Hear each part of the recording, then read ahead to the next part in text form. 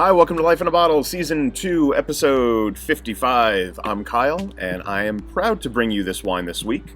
It's a producer that we've worked with before at Ancona's, but this cuvee specifically is new to us. So this is the 2018 Arterberry Maresh Eola Amity Hills Chardonnay. So where are we? We're in the United States. We're in Oregon. We're in the Willamette Valley. And as mentioned, we are in the Eola Amity Hills AVA appellation.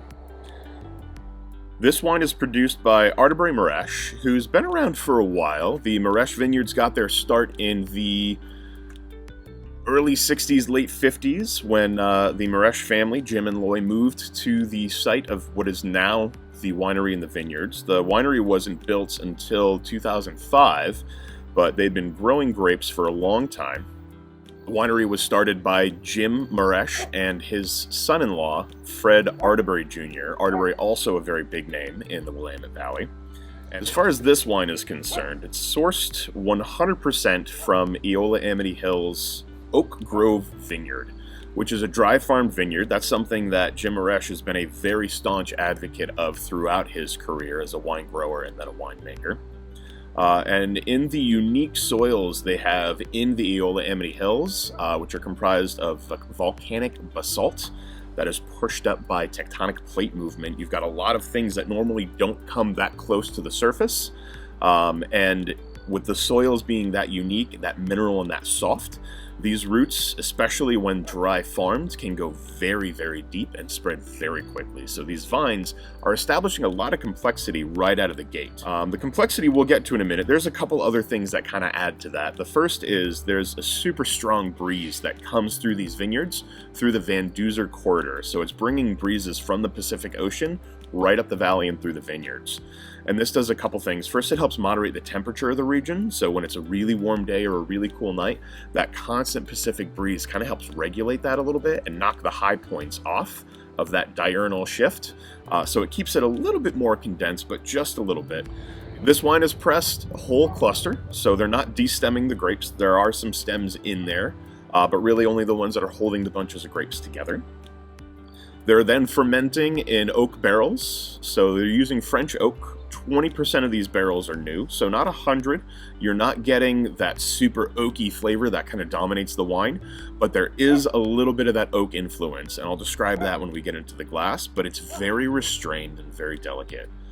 So to jump into the glass, the nose on this is really beautiful. I feel like a lot of times when I get Chardonnay of this caliber, it can be a little bit austere, especially with the limited use of oak, but I get super juicy, super ripe green apple, a little bit of lemon curd, like that lemon custard. Underneath the lemon meringue pie, there's some lime skin. The mineral in there is super intense. It's a little bit sea salty. Just a little bit chalky, a little bit steely.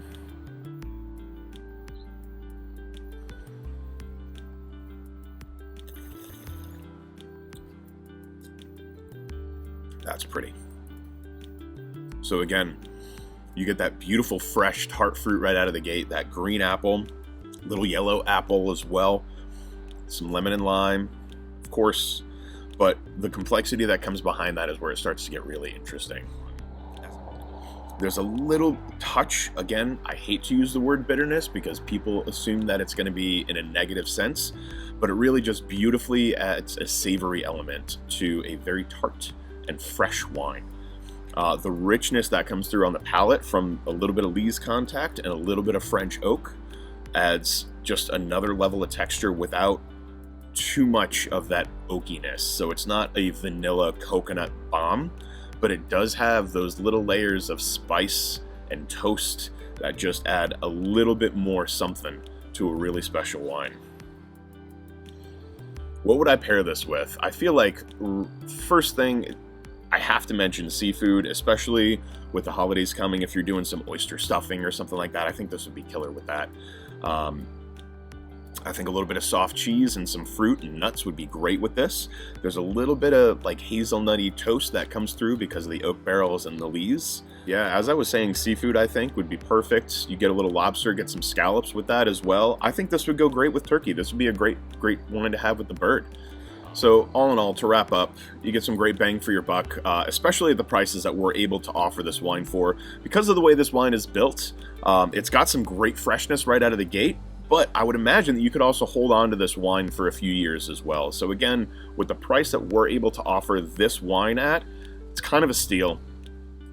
There's also not a lot of it made. Only a few hundred cases of this wine were produced of this specific vintage from this fruit source. So it's something a little bit new. They kind of wanted to see how they did, and they nailed it. I think this is really awesome wine. So to Jim Maresh and Jim Morrison at Artisan Wines, thanks for bringing us this. Cheers.